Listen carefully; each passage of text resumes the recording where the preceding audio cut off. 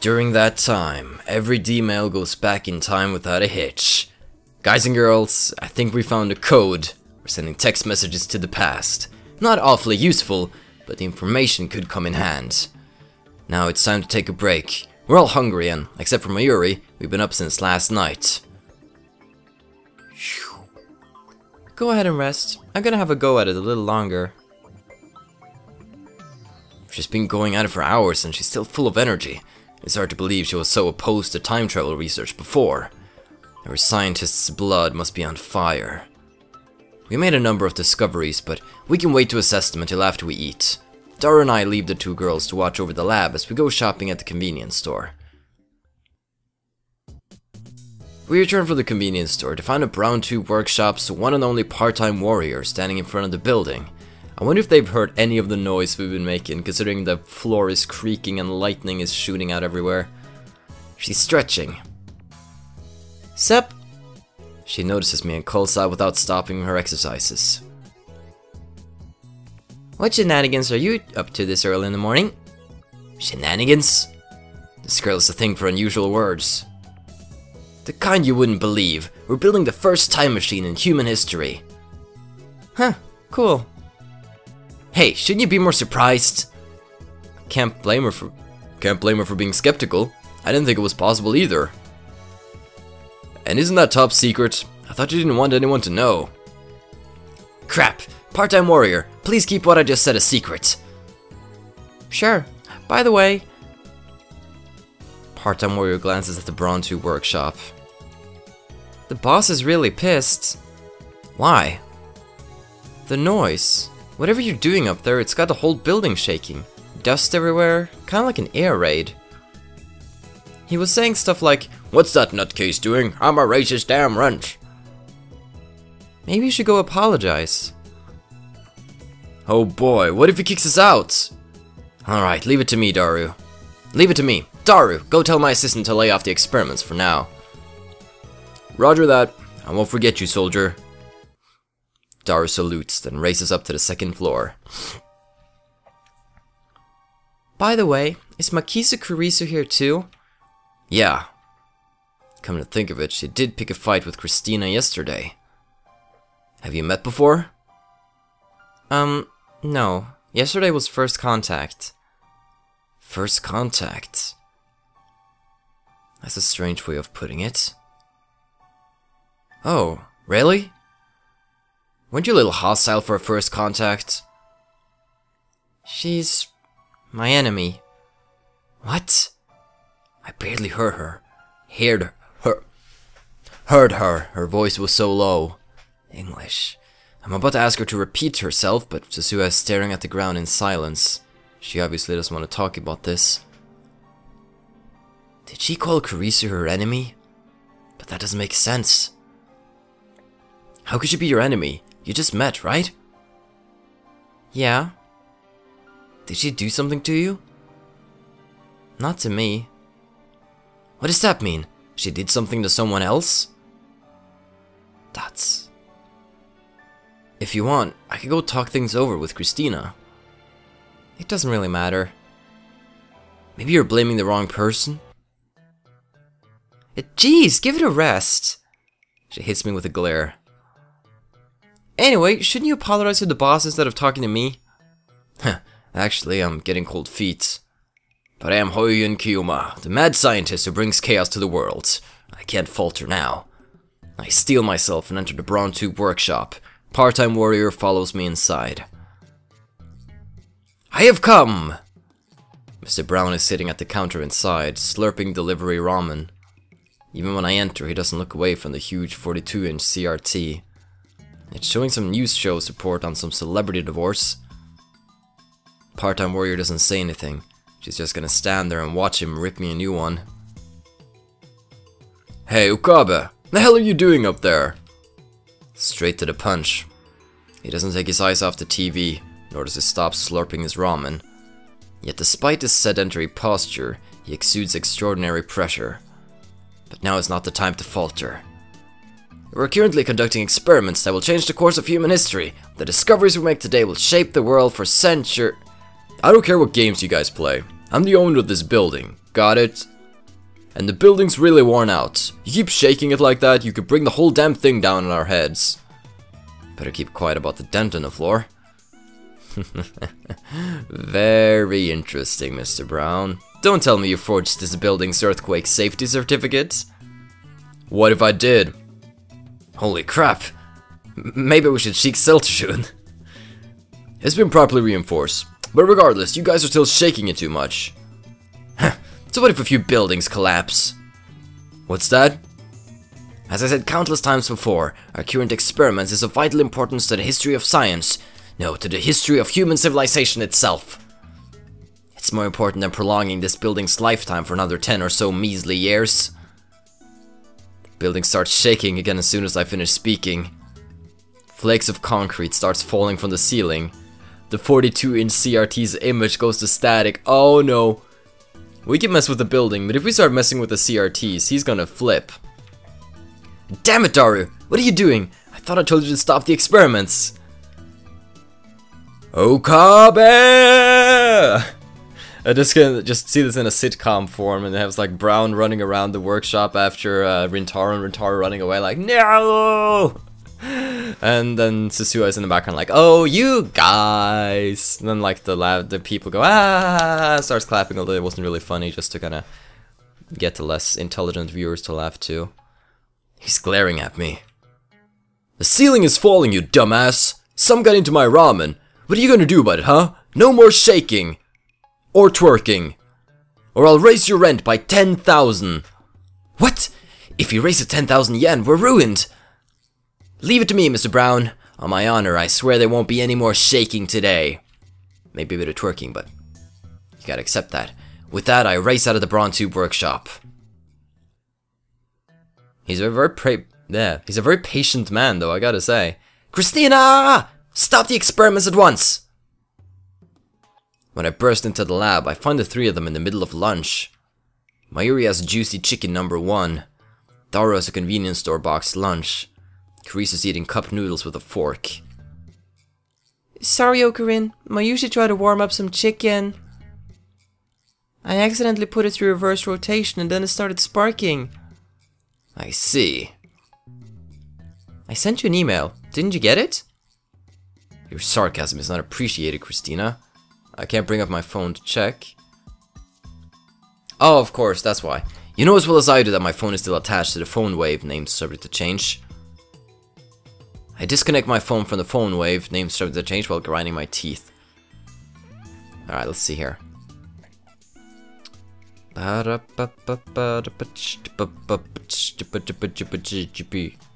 One more, please? Stop screwing around! I'm the one who has to deal with Mr. Brown. But I gave you 5 days advance notice. Well, yeah, the timestamp's from 5 days ago, but... Was he mad? Oh, you can bet your ass he was mad. Alright, we gotta go back to the top now. Wait, Lukaku. Subject about frogs. Kiyoma-san, are you familiar with Gero froggies? They were a huge fad last year. We have tons of them at the shrines. If you'd like, could you take a few off our hands? Dad brought a whole box home for some reason. Then he said they were for me. I don't know what to do with them. P.S. I was so bewildered I couldn't do any practice swings with some Midare. Gero froggies. Those weird looking frog things that were popular with teenage girls in Shibuya last year, right? If I'm not mistaken, they came up with a wide variety of them. Alright. That's good. Look at this kawaii background. Yeah, I could feel his killing aura. Daru turns pale, but the two girls don't seem to care. They know not the wrath of Mr. Brown. Ignorance is bliss. Anyway, no more experiments today. Well, at least we got some good data. Then Karisa hides her mouth with her hand as she yawns. I'm dead tired and my hair's dried out. I want to take a shower and go sleep. I sigh and take a boxed lunch out of the convenience store bag. It's cold, so I toss it into the phone wave, named subject to change, and set the timer normally. It's kind of convenient though. Time machine and a microwave. What else do you really need? If you want a shower, there's one here. It doesn't have a bath though. Ocarin always uses it. It's probably filthy. I'd be lying if I called it clean. This entire building is in shambles. Anyway, I refuse to use the same shower as Okabe. I understand. Nobody will blame you if you don't use it.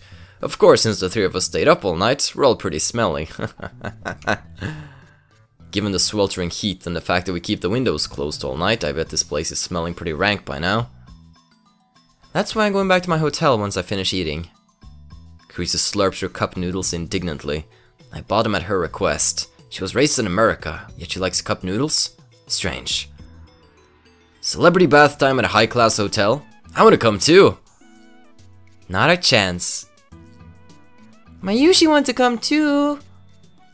You can come anytime, Mayuri-san. Really? Arigato, arigato, arigato. I take my warm food out of the microwave, take a fresh bottle of Dr. P out of the fridge, and join in on lunch. Hey Ocarin, I've been wondering, but why do you drink soda while you eat? Does it make it taste better? I don't really see a problem. Me neither. Same. I didn't give it a second thought. Eh? You're acting weird, Mayuri. It's normal to drink soda while eating. Well, then again, some people, like my mother, she usually doesn't drink a lot during meals. She just kind of eats everything and then drinks, which I've never understood and never been able to do. But I guess there's different ways of doing it, but why would you bring this up? It's normal, duh. No objections. No way! You guys are the weird ones. Well, I'm a pure Docperian. Daru loves cola like a typical fat otaku, and Carissa lives in America, home of soda. Someone who loves Dr. P above all the other beverages. Coined by Ocarin. Docperian. I like the sound of that. Very sinister. Very sinister indeed. So I admit our opinion is biased. But that doesn't matter right now. Now, let's discuss Operation Erd's progress. Operation Erd? Oh right, thanks to a certain assistant, I didn't get a chance to present the operation's codename yesterday. Heed me! These D-mail experiments are all part of Operation Erd. The experiments have been fruitful. She interrupts me again.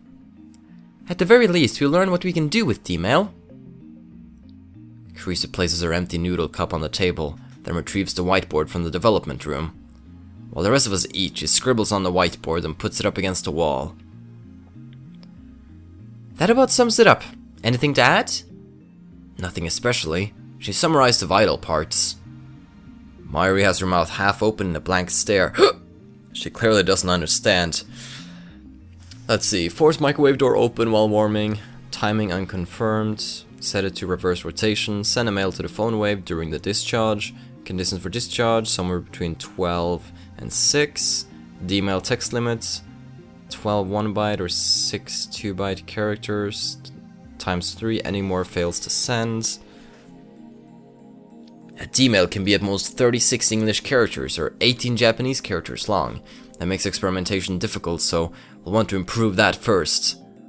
Furthermore, each D-mail is split into 2 character segments. If you send 36 character, you'll get 3 12-character emails. If you try to send more, everything after the 36th character disappears. But we figured out how to control it when it arrives. That's pretty good, right? Though we can only set it 1-hour increments, we can control how far back D-mails go by using the microwave's timer. Observation isn't enough. We need to find the underlying principle. What I've written here is nothing but verified phenomena. The underlying principle? You're right. It's not a complete time machine until we understand how it works. What could be the reason for the character limit? Daru and Carissa remain silent. Suddenly Mayuri, who has been staring at the ceiling in confusion until now, raises her hand. Chicken and bananas become gel chicken and gel bananas. But salt doesn't turn into gel salt, right? So much gel. According to Mayuri, the refrozen chicken had indeed been jellified when she tried eating it. Carissa's prediction was right. And you can send 36 letter in a D-mail, but everything past that disappears, right? So I think maybe you can't send big things, or a lot of small things. Maybe the Kerr black hole? It's Kerr black hole. The Kerb black hole? Kerr black hole. The black hole's hole is too tight. Mayushi, say that one more time, starting from hole. The hole is too tight. Outrageous! Stop making her say stuff like that. Oh wait, that was me. Kurisu moves, I thought that was her. It could have been both. Mayuri has flowers for brains, so she's easy prey for Daru's perversions. It drives me crazy. The hole is tight, huh? That might not be entirely wrong. Maybe we have the same problem CERN has with their time machine. Since they can't fully control the lifter, they can't make the singularities perfectly naked, which limits how much they can send. Anyway, 6 Japanese or 12 English characters comes out to 12 bytes. English characters are half-width, so they only use 1 byte, but full-width Japanese characters use 2. But I would assume you could write more in 6 Japanese letters than you could in 12 English ones. I don't know, it just seems like you can write a lot in Japanese by... I don't know how the signs work, but I have a feeling you could write more with just 6 Japanese and 12 English. Bytes? Not kilobytes? Oh, so Makisashi's bad with computers. Huh, is that so, assistant? Shut up! You don't see things measured in bytes nowadays, so I was just making sure. By the way, 1 kilobyte is 1024 bytes. 1 byte is 8 bits. I remember this from computer class. Well, email isn't just comprised of text. There's more to it, like the sender and receiver's email addresses, the header, and various other things. So roughly speaking, we can send data in 3 batches of 12 bytes then. By the way, I don't know if using a subject changes anything. I'm pretty sure that chicken and bananas have to be larger than 12 bytes. How do you measure a banana in bytes anyway? Since each grain of salt is tiny, it's possible they could be converted to less than 12 bytes. So larger masses get crushed by supergravity? Mass might not be the issue here. Data doesn't have mass. Or a big ass. In any case, since the singularity isn't naked, the object is forced to pass through the event horizon. Inside the event horizon, space and time switch places, causing the subject that arrived at the ring singularity to reach ultra-high speed. The data, crushed and destroyed by supergravity, is shot out of the black hole. As a jelly man. But even a small mass has to pass through supergravity. How does it emerge unscathed?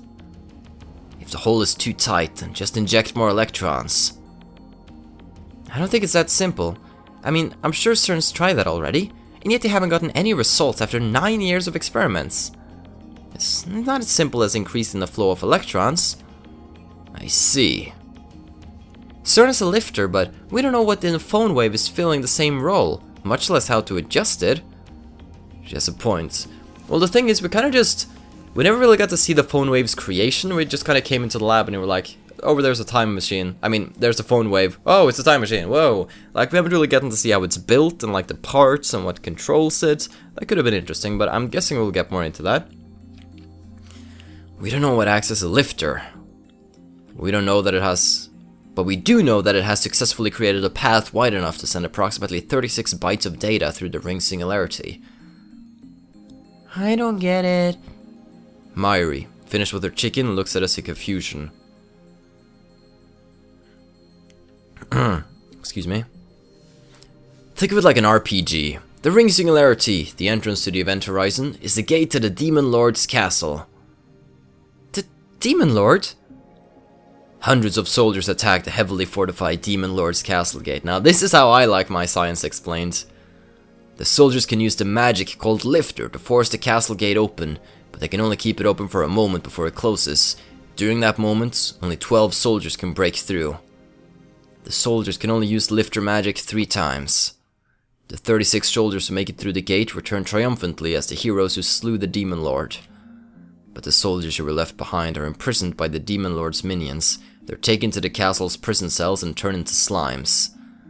The heroes save them after defeating the Demon Lord, but unfortunately they go home as slimes. So the soldiers who went home as slimes are jellymen? But there's an exception. The soldiers can combine into a super soldier with the strength and size of 100 ordinary soldiers. The super soldier has the power to defeat the Demon Lord alone, but since his body is too big, he can't pass through the gate, even when it's opened by a lifter. And so, deprived of his magic's effectiveness, the weakened super soldier is seized by the Demon Lord's underling and sent home in defeat as a giant slime. Combining soldiers? That's just silly. It's to illustrate that the object can't be too big. I get it! That's really easy to understand. It is? It's a dumb metaphor, but I guess it works. At least as an explanation for why things get jellified. Jellified. Get jellified. Get jellified. Huh. It's all thanks to Mayuri's hints. Mayushi was helpful? What? Yeah, great insight, Mayuri. Yay! But it's still a hypothesis. It hasn't been proven. How would you prove it? With human experiments like CERN? If Wakaba and Ashida-san volunteer as test subjects, I'll happily experiment on you. Human experimentation sounds kinda dirty, if you know what I mean. But I refuse. I'd rather play the doctor than the subject. Same here. No, not in the way he's implying. Idiots. Carissa gives us a cold stare and shrugs her shoulders in exasperation. As I keep saying, the real problem is what the phone wave uses as a lifter. That and one other thing. How come the discharge phenomenon and jellification only happen during a certain time frame? We may not understand everything, but we perfected the art of demailing. Isn't that our final answer? Abbreviated as FA in Japanese. Used in the question, is that your final answer? Internet slang. Originates from a popular quiz show with contestants who wants to be millionaire. Yeah, that's pretty common. Sending mail to the past is amazing, isn't it? Though I guess it's not a real time machine unless we can send people to the past. Even CERN has failed to send humans through. If you believe what Teeter says, it won't be another, what, 24 years before there's a true time machine? I answer Carissa's sarcastic question with a nod. Physical time travel is impossible for us at the moment. We lack the funds and facilities available to CERN. And yet we have realized a form of time travel. We sent data to the past. We should investigate the phone wave further. We need to understand what's going on. I have some fun ideas for how to use D-mail. I know how you feel, but we can't today. If we shake the building again, Mr. Brown is sure to blow a gasket. He'll raise the rent or kick us out of the lab. We can start experimenting again tomorrow, but this I will declare now. I step onto the couch and look at each lab mem in turn. You'll have to take off your shoes, it's dirty. Today, what day is it? August 2nd. August 2nd, 2010 is a date which will live in infamy. For on this day, we, the Future Gadget Laboratory, have developed the first successful time machine in the history of mankind. It's not the first. CERN beat us. And you can't even say we developed it. It happened by accident. It seems that my assistant doesn't know the meaning of the word serendipity. Penicillin, X-ray machines, dynamite. These inventions were all born from coincidence. Dynamite! A nitroglycerin-based explosive invented by Alfred Nobel in 1866. Let's find the other things here. Are you kidding me? Are they not gonna like light up? I have to remember what they were. Alright, let's go here and find it. Dynamite. Dynamite. Dynamite. Well, it has to have popped up. There we go. Penicillin. The world's first antibiotic, discovered in 1929. Serendipity again. What was the last one? There we go, X-ray. A type of electromagnetic wave discovered by Wilhelm Röntgen in 1895. Famous for its application in medicine. His last name explains the Norwegian word for X-ray, at least. I guess. But Christian, you said before that time machines don't exist, right? But now you admit they do. Mayuri, just back off. It's just that I have to admit it for now. If we investigate how the Fun Way works, it might turn out to be something that only seems like time travel. Does nobody have any respect for my grand declaration?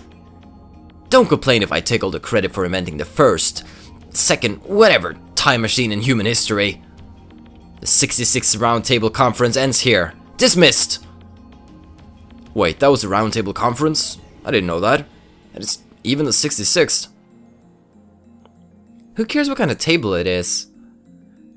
Like Rintaro keeps trying to make things like really epic and grand, but everybody just shoots him down every single time. Kurisu gets up from her chair and stretches. I'm gonna go back to my hotel, take a shower and sleep. Mayushi has to go to work soon. I'm incredibly tired too. I should sleep today. Sounds good. But when I lie down, I find myself unable to sleep. Though part of me is still frightened by the dark secrets we've uncovered, the curiosity and excitement are too much to bear. We built a machine that can send emails to the past. It's like a dream, but it's real, and it's ours.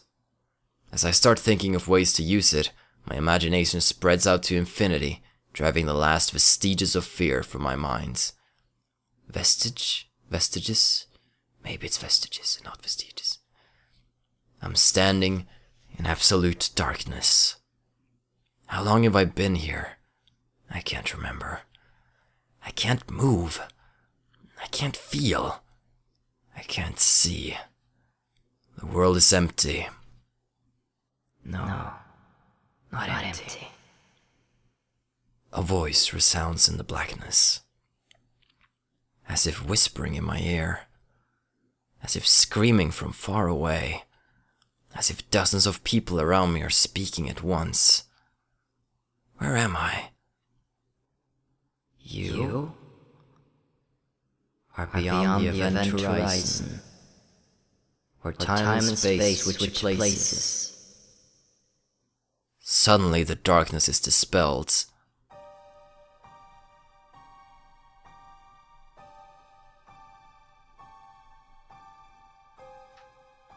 What kind of noodles did we eat before bed?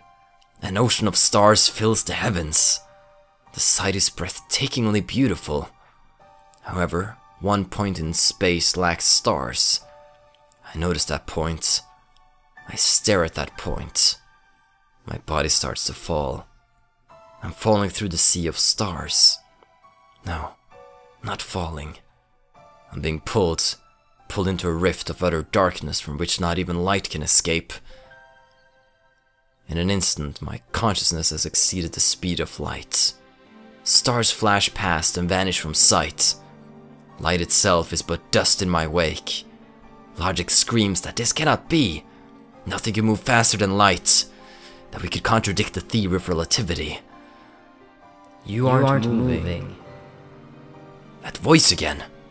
It comes from behind, overtaking my faster-than-light consciousness. At the same time, it seems to lie in wait at my destination.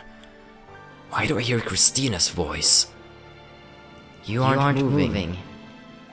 Those same words. Remember what I said. Here, space and time switch places. You can't move through space, but your time is stretching out to eternity. I accelerate. I can hardly breathe. It feels like something is crushing my body. One second for you, an eternity for me. As I observe you from a distance, I see you as a still object. I fall. I'm pulled to the depths of the dark, or perhaps to the end of the universe. But even beyond the speed of light, I'll never reach it. Am I looping? No, that's not it. Is the end running away from me? That's not it either. Stretching. What is stretching? Space? Me? Don't look back. Eternity is not infinite. Time stretches towards eternity. Yet it has an end. Something approaches. It approaches slowly, a stark contrast to the stairs flashing past. Stairs? Stars. I don't think there's any stairs here. Is it really approaching? It looks like it's standing still. Its slowness gives it that illusion. I don't know what it is, but it is something. The event horizon. I try to reach towards it, but my hand won't move. Don't look back. You will see only yourself, trapped in a second stretched out to eternity. I'm slowing to a stop, but still I keep falling. The end never comes. And a symptotic approach to zero. The time child is affecting my ability to say that one word. When will this second pass? Time and space have switched places. A second stretched out to infinity. 1 second becomes 0.1 seconds. 0.1 seconds becomes 0.01 seconds. 0.01 seconds becomes 0.001 seconds. 0.0001 seconds. 0.00001 seconds. 0.00001 seconds. 0.0000001 seconds. 0.0000001 seconds. 0.0000001 seconds. When will I arrive? Gradually, time shortens. Gradually, my perception of time lengthens. Face forward, struggle on. No matter how close I get, I can never reach. To the Demon Lord's gates. Suddenly her words take on an amused tone. The Demon Lord's gate. You don't have the key. You can't pry it open. I try to shout, but my mouth won't move. I mustn't look back. You will be captured by the Demon Lord's minions. Unless we use the lifter magic and get the gate open. Pictures from the Jellyman's report flicker through my brain. My body. Don't look back. I want to look back. I want to go back. I can't look back. I can't go back. I face towards the thing. I face the future of becoming a Jellyman. While frozen for eternity,